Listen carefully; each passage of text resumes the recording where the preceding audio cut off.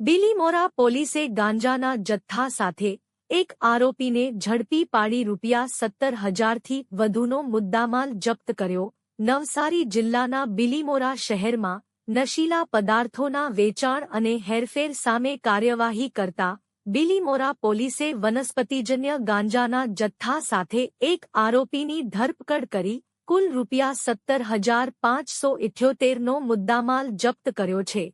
Bilimora police સ્ટાફે ખાનગી બાતમીના આધારે બિલીમોરા લીમડા ચોક વિસ્તારમાં દરોડો પાડ્યો હતો.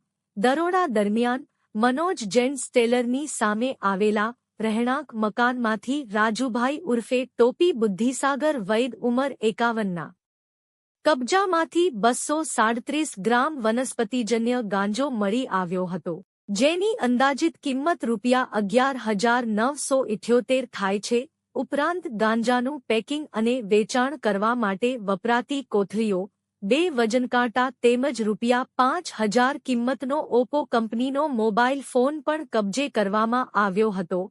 આમ કુલ ₹17,578નો મુદ્દામાલ પોલીસે જપ્ત કર્યો છે.